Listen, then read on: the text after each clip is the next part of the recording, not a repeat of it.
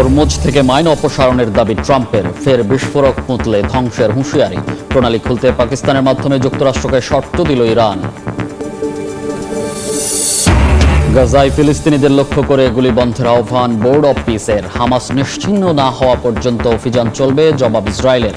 আরও 9 জনকে হত্যা করল দখলদার বাহিনী। ইউক্রেনকে ক্ষেপণাস্ত্র প্রযুক্তি দিচ্ছে যুক্তরাজ্য, উৎপাদন কেন্দ্রে হামলার হুঁশিয়ারি রাশিয়ার। লন্ডন থেকে রাষ্ট্রদূত প্রত্যাহার, মস্কো সফরে সিআইএ প্রধান। যুক্তরাষ্ট্রের 7 শতাধিক পণ্যে শুল্ক আরোপের ঘোষণা কানাডার। অন্টারিও হ্রদকে লেক আমেরিকা দাবি করে ট্রাম্পের পোস্টে উত্তেজনা, নাম বদলের চেষ্টা উড়িয়ে দিল অটোয়া।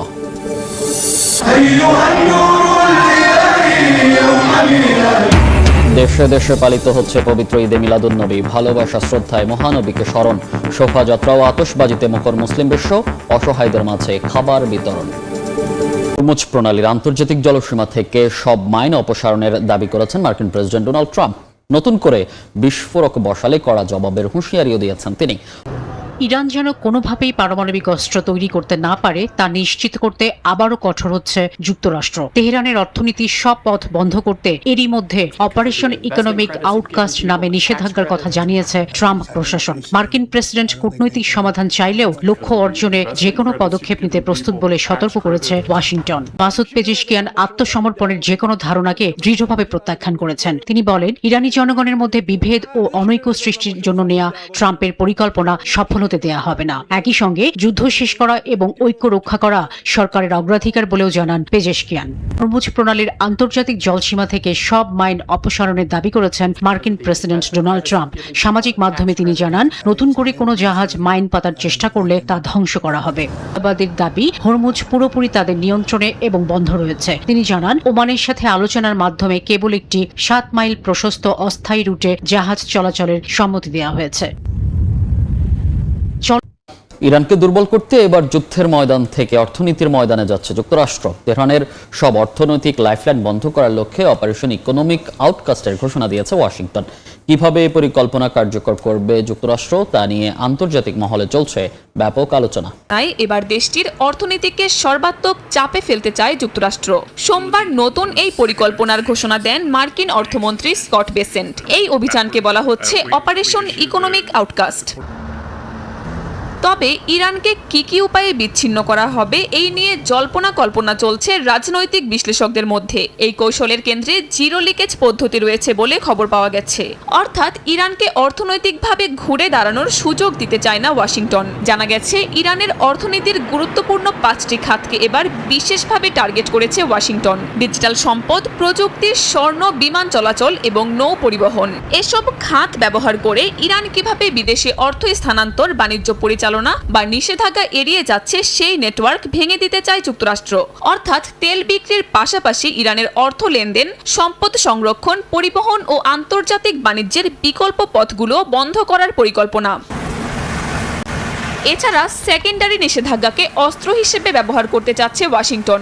অর্থাৎ ইরানের সঙ্গে ব্যবসা চালিয়ে গেলে সংশ্লিষ্ট বিদেশি প্রতিষ্ঠান ও দেশও মার্কিন নিষেধাজ্ঞার মুখে পড়তে পারে। বেসেন্ট জানান, এরই মধ্যে বিশ্বের বিভিন্ন দেশের নেতাদের সঙ্গে কথা বলেছেন প্রেসিডেন্ট ডোনাল্ড ট্রাম্প। এতে করে ওয়াশিংটনের হাতে তেহরানকে সরাসরি চাপে ফেলার সুযোগ কম। তাই এবার নজর ইরানের বড় বাণিজ্য অংশীদারদের দিকে: চীন, সংযুক্ত আরব আমিরাত, তুরস্ক, ইরাক ও রাশিয়া। চীনই ইরানের সবচেয়ে বড় বাণিজ্যিক অংশীদারদের একটি এবং অতীতেও মার্কিন চাপের বিরুদ্ধে অবস্থান নিয়েছে বেইজিং। অন্যদিকে তুরস্ক ও ইরাকের সঙ্গে রয়েছে বড় আকারের বাণিজ্য। রাশিয়াও তেহরানের গুরুত্বপূর্ণ অংশীদার। তাই ইরানের অর্থনৈতিক লাইফলাইন কেটে দিতে হলে যুক্তরাষ্ট্রকে এসব দেশের উপরও প্রভাব বিস্তার করতে হবে। এদিকে যুদ্ধবিরতির চুক্তির পরও গাজায় অব্যাহত রয়েছে ইসরায়েলি হামলা। গেল একদিনে দখলদার বাহিনীর হামলায় আরও 9 ফিলিস্তিনি নিহত এবং 36 জন আহত হয়েছেন। ফিলিস্তিনি স্বাস্থ্য মন্ত্রণালয় জানিয়েছে, গত একদিনে গাজা সিটি সহ বেশ কয়েকটি এলাকায় দখলদার বাহিনীর হামলায় বেশ কয়েকজন ফিলিস্তিনি হতাহত হয়েছেন। এর মধ্যে কয়েকটি হামলা চালানো হয় আবাসিক এলাকা, পানির প্ল্যান্ট এবং মসজিদে। ইসরায়েল সীমান্তে সাম্প্রতিক সময়ে ফিলিস্তিনি শিশুদের ঘুড়ি ও বেলুন ওড়ানোকে কেন্দ্র করে নতুন করে উত্তেজনা দেখা দিয়েছে। ইসরায়েলের দাবি, হামাস এই ঘুড়ি ওড়ানোর মাধ্যমে নতুন কোনো ষড়যন্ত্রের পরীক্ষা চালাচ্ছে। এসবের জবাবে গাজায় সামরিক অভিযান আরও তীব্র করার হুঁশিয়ারি দিয়েছেন ইসরায়েলি প্রধানমন্ত্রী বিনিয়ামিন নেতানিয়াহু। উপত্যকায় গুলিবর্ষণ না থামায় ইসরায়েলকে কড়া বার্তা দিয়েছে যুক্তরাষ্ট্র সমর্থিত আন্তর্জাতিক তদারকি সংস্থা বোর্ড অফ পিস। তেল আবিবকে যুদ্ধবিরতি মেনে চলার আহ্বান জানিয়ে সংস্থাটি বলেছে, হামাসের তরফ থেকে তাৎক্ষণিক এবং সরাসরি হুমকি ছাড়া উপত্যকায় কোনো ধরনের সামরিক অভিযান বা হামলা চালানো যাবে না। এর জবাবে ইসরায়েলি সেনাপ্রধান জানিয়েছেন, হামাসকে পুরোপুরি নিশ্চিহ্ন করা ছাড়া থামবে না আইডিএফ। ইউক্রেনকে দূরপাল্লার ক্ষেপণাস্ত্র তৈরির প্রযুক্তি দেওয়ার উদ্যোগ নিয়েছে যুক্তরাজ্য। তবে ব্রিটেনের সহায়তায় কিয়েভে এসব অস্ত্র তৈরি হলে উৎপাদন কেন্দ্রগুলো রুশ হামলা লক্ষ্যবস্তু হতে পারে বলে হুঁশিয়ারি দিয়েছে রাশিয়া। এর মধ্যেই লন্ডন থেকে রুশ রাষ্ট্রদূতকে প্রত্যাহার করেছে মস্কো। এমন পরিস্থিতিতে রাশিয়া ব্রিটেন সংঘাতের আশঙ্কাও উড়িয়ে দিচ্ছেন না বিশ্লেষকরা। পাল্লার ক্ষেপণাস্ত্র দেওয়ার পর এবার ইউক্রেনের মাটিতেই এসব অস্ত্র তৈরির প্রযুক্তি দেওয়ার উদ্যোগ নিয়েছে ব্রিটিশ প্রধানমন্ত্রী অ্যান্ডি বার্নহ্যাম। যুক্তরাজ্যের এই উদ্যোগকে সরাসরি নিজেদের নিরাপত্তার জন্য হুমকি হিসেবে দেখছে মস্কো। রাশিয়া সতর্কবার্তা দিয়েছে, ইউক্রেনে ক্ষেপণাস্ত্র উৎপাদন শুরু হলে সেসব স্থাপনা রুশ হামলার লক্ষ্য হতে পারে। একই সঙ্গে সংঘাতে ব্রিটেনের সম্পৃক্ততা বাড়লে তার পরিণতিও গুরুতর হতে পারে বলে হুঁশিয়ারি দিয়েছে ক্রেমলিন।